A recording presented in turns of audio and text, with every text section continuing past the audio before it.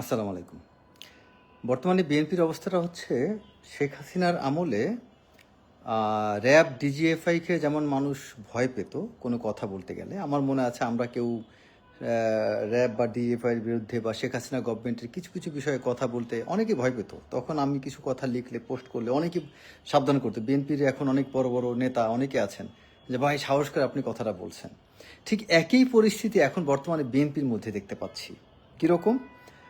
ইদানিং বিএনপিকে নিয়ে, বিএনপির কোনো ভুলভ্রান্তি নিয়ে কথা বলতে গেলে, এটা তো আমি আসলে নিন্দা অর্থে লিখি না, কথাগুলো লিখি সংশোধনের জন্য। কারণ আমি যেহেতু বিএনপির কোনো পদ, পদবি বা বিএনপির থেকে কোনো সুবিধা আশা করি না, সো তাই আমি সাহস করে অনেক কথা বলতে পারবো। বা যারা বিএনপির গুরুত্বপূর্ণ দায়িত্বে আছেন তারা অনেক কথা বলতে পারবেন না। ভালোবাসা দুই ধরনের হয়। একটা ভালোবাসা হচ্ছে আপনি সুবিধা না নিয়ে একটা মানুষের বা একটা প্রতিষ্ঠানে কল্যাণ কামনা করে তাকে নিয়ে আপনি তার ভুলগুলো ধরিয়ে দিলেন। আরেকটা ভালোবাসা হচ্ছে সেখানে আপনি ভালোবেসে তার কাছে থাকলেন, সুযোগ সুবিধা ভোগ করলেন, পারলে উপকার করলেন, বাট সুযোগ সুবিধাটা বেশি ভোগ করলেন। আমি হচ্ছি প্রথমটা, দ্বিতীয়টা না।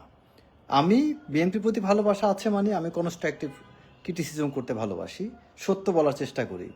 তো বর্তমানে বিএনপি নিয়ে কোনো কিছু লিখলেই অনেকেই আমাকে এই জিনিসটা লেখেন, ভাই এটা লিখছেন আপনি, দলের তো অনেকে অনেক কিছু মাইন্ড করবে। এই যে একটা ভীতি, সেই আওয়ামী লীগ আমলের র্যাব ডিজিএফআই নিয়ে যে ভয়টা ছিল, সেই ভয়টা বিএনপিকে নিয়ে কথা বলতে গেলে বিএনপির লোকেই কেন ভয় পান? কারণ হচ্ছে তাদের মনে ভয় হচ্ছে তারেক রহমানের আশেপাশে কিছু মানুষ থাকেন, এই মানুষগুলো তার বিএনপির ক্যারিয়ারটা ধ্বংস করে দেবেন। এখানে ছাত্র দলের কোনো সভাপতি রাকিব হোক, বা যুব দলের সভাপতি মোনায়েম মুন্না হোক, বা বিএনপির আপনার অনন্য বিভিন্ন গুরুত্বপূর্ণ দায়িত্বের নেতা যারাই থাকুক, দেখবেন যে কেউ কোনো জায়গায় কোনো অন্যায় হইলে দেখবেন সে প্রতিবাদ করবে না। ধরেন মোনায়েম মুন্নাকে যদি এখন স্টেজ থেকে বের করে দেওয়া হয়, তিনি এটা তারেক সাহেবকে জানাবেন না বা এটা প্রতিবাদও করবেন না। আবার ধরেন এখানে যদি বিএনপির অন্য আরও সিনিয়র নেতা, ধরেন আপনার সেফর নজরুল ইসলাম খান, তাকে যদি কোনো একটা স্টেজে উঠতে না দেওয়া হয়, তিনিও প্রতিবাদ করবেন না। খন্দকার মোশাররফকে যদি কিছু বলা, তিনিও প্রতিবাদ করবেন না। কেন করবেন না? কারণ ওই র্যাব ডিজিএফের ভূমিকায় আছেন তারেক রহমানের আশেপাশে কিছু মানুষ। ওই ব্যক্তিগুলা যদি তার প্রতি নারাজ হয়ে যান, তাহলে তার কেরিয়ার ধ্বংস হয়ে যাবে। এই যে একটা আতঙ্ক ভয় বিএনপির মধ্যে চলছে, এটা কিন্তু বিএনপিকে ক্ষতি করবে। আমিও মনে করি আমাদের তবে এই জায়গাটা জন্য আমি তারেক রহমানের দোষ দেব না। তারেক রহমান এখানে তিনি অনেকদিন পরে দেশে আসছেন, নির্বাচন নিয়ে তিনি ব্যস্ত থাকবেন। তার নির্বাচনী প্রচারণায় তার এখন চিন্তা অনেক স্ট্র্যাটেজিক বিষয় নিয়ে, তার এইসব বিষয়ে নজর দেওয়ার সময় আমি মনে করি না এখন আছে। কিন্তু বিএনপির যারা নেতা আছেন তাদের সত্যটা বলা উচিত। র্যাব ডিজিএফআইয়ের মতো এরকম ভয় পেলে হবে না। আওয়ামী লীগের সময় আপনি সেই তৎকালীন সময় যে দিবি হুট করে একজনকে তুলে নিয়ে যেত, সেই ভয়ে আপনারা আওয়ামী লীগের সময় কথা বলতেন না। এখন বিএনপি করে বিএনপির নেতারা, আপনি প্রকাশ্যে সমালোচনা না করেন, তারেক রহমানকে একটা টেক্সটের মাধ্যমে, মেসেজের মাধ্যমে, ইমেলের মাধ্যমে তাকে জানান যে অনিয়মটা হচ্ছে। যেমন রাকিবের বিষয়টা, ছাত্রদলের প্রেসিডেন্ট, পরিষ্কার দেখা যাচ্ছে তারেক রহমান রাকিবকে হাত দিয়ে ইশারা দিয়েছেন তুমি বসো, এভাবে হাত দিয়ে ইশারা দিয়েছেন যে তুমি এখানে বসো, দেখিয়ে দিচ্ছেন, ভিডিওতে দেখা যাচ্ছে।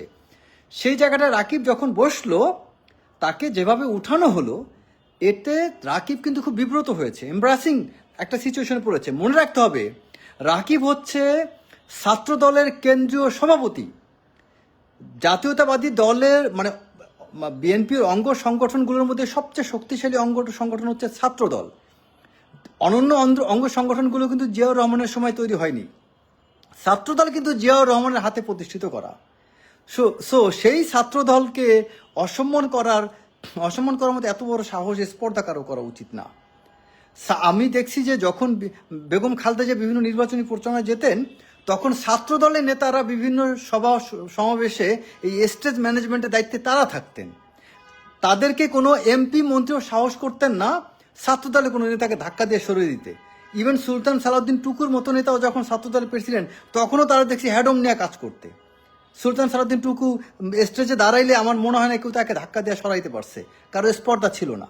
বাট রাকিবকে কেন করতে পেরেছে? এটা দুটো কারণ। একটা হচ্ছে রাকিবের অতি ভদ্রতা এবং তার আমি মনে করি তার স্ট্রং কমন লিডারশিপ হয়তো নেই।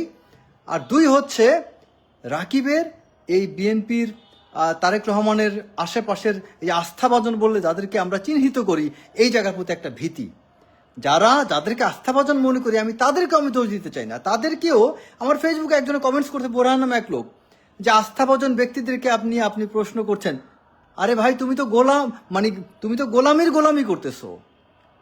তারেক রহমানের আস্থাভাজন তোমাকে কে বলছে এই কথাটা?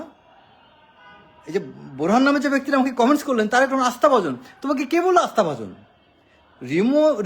রুমন আছে, মেহেদি আছে, অনেক আছে, তারা অনেক দিন ধরে বিএনপি অফিসে কাজ করছে, কষ্ট করছেন, তাদেরকে সেই হিসাবে পাশে রাখতেই পারেন। কিন্তু সেজন্য আমি অন্য সবাইকে আমি তাদেরকে বেশি আস্থাভাজন বানায় তাদেরকে বিতর্কিত করব, এটা তো ঠিক না। আপনারা এইভাবে কেন মানুষকে মাথায় তুলছেন? এতে তো তাদেরও ক্ষতি করা হয়, তাদেরকে তো মিসগাইড করা হয়।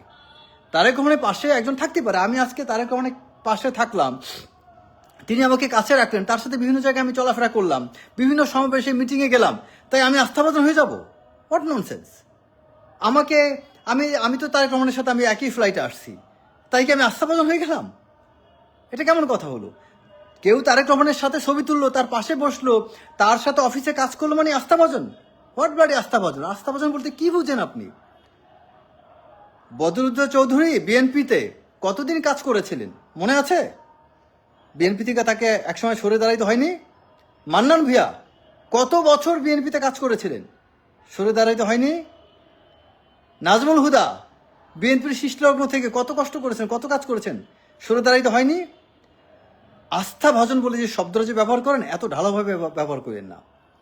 অ্যাকচুয়ালি হচ্ছে বিএনপির প্রতি ডেডিকেশন, এবং এইটা কতদিন থাকবে এটা শুধু বিএনপির সর্বোচ্চ নেতা তার একার দায়িত্ব না, যারা নেতা তাদেরও দায়িত্ব। সো কে কখন ঝরে পড়বে, কে কতদিন পর্যন্ত গ্রহণ করা হবে, এটা কোনো কিছু নিশ্চিত না, এটা দীর্ঘস্থায়ী না, বা এটা চিরস্থায়ী না। দীর্ঘস্থায়ী কথা হবে না, চিরস্থায়ী না। সো এই বিষয়গুলো আপনারা মাথায় রাখবেন। এবং এই যে চাটুকারিতা, এই আস্থাভাজন নাম দিয়া আপনার সত্য বলা থেকে দূরে থাকা, বিএনপির কনস্ট্রাকটিভ ক্রিটিসিজম না করা, বা কেউ একটা ভুল করছে আমি ভয়ে কিছু বললাম না, এটা বিএনপিকে ধ্বংস করবে, ক্ষতি করবে। এবং আমি মনে করি রাকিবের উচিত ছাত্রদলে তার কমান্ড লিডারশিপটাকে এস্টাবলিশ করা, ছাত্রদলকে সাহসী একটা সংগঠন হিসেবে দাঁড় করানো, ছাত্রদলের নেতাকর্মীদেরকে মোটিভেট করা, তাদের অন্তরে সাহস সঞ্চার করা, এবং তাকে বীর দর্পে দাঁড়িয়ে থাকা, এবং নৈতিকতাও তাকে বজায় রাখা। বিএনপি নিয়ে যেসব বিষয়, এই যে বিভিন্ন মানুষ বিএনপি নিয়ে যে চাঁদাবাজি এটা ওটা বিভিন্ন তকমা লাগানোর চেষ্টা করতেছে, এগুলো থেকে নিজেদেরকে দূরে রাখা, যাতে মানুষ বিএনপি ছাত্রদল নিয়ে বাজে কথা মন্তব্য করতে না পারে, এবং ছাত্রদলকে সুসংগঠিত করা। এবং ছাত্রদল যখন খুব শক্তিশালী সংগঠন হবে, তখন মানুষ পরোয়া করতে বাধ্য হবে। আর আমি যখন ভুল ভ্রান্তি করবো, উল্টাপাল্টা কাজ করব, তখন আমার অবস্থান তো দুর্বল হবে, আমি তখন শক্তভাবে কথা বলতে পারবো না। আমি যদি দুর্নীতি করি, আমি যদি অপকর্ম করি, আমি এরকম জনসম্মুখে কথা বলতে পারবো না। আমি যখন সৎ থাকবো, সততা থাকবে, আমার যখন দুর্বলতা থাকবে না, তখন কিন্তু আমি কোনো কিছু ভয় পাবো না। সো রাকিবদের অতি ভদ্রতা তথা অনন্য যারা আছে, চুপ করে থাকা মানি আমি মনে করি এটা হচ্ছে অপরাধটাকে মেনে নেওয়া।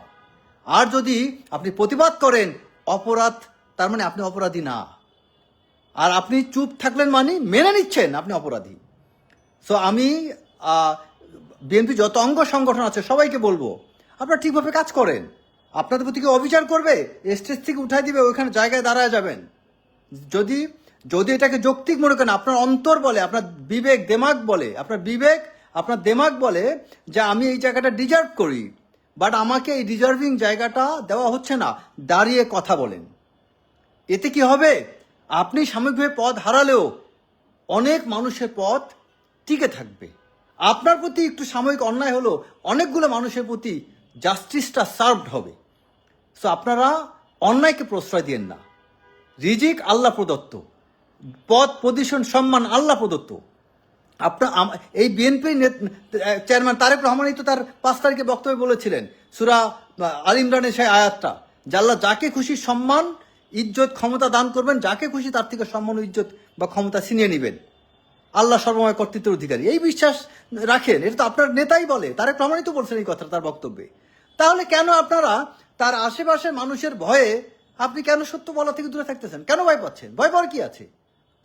আওয়ামী লীগের আমলে যদি টিকে থাকতে পারেন, আপনার ভয় পাওয়ার কি আছে রে বাপ? কিসের ভয়ে আপনারা এত আতঙ্কগ্রস্ত হয়ে আপনাকে স্টেজ থেকে উঠাই দিল, আপনি বিড়ালের মতো ওখান থেকে পালাবেন। আপনি একবার চিন্তা করবেন না যে আমাকে লক্ষ লক্ষ নেতাকর্মী অনুসরণ করে, আমি একটা বড় সংগঠনের নেতৃত্ব দেই, এই সংগঠনের অভিভাবক আমি, আমার ইজ্জত মানে সংগঠনের ওই ইজ্জত।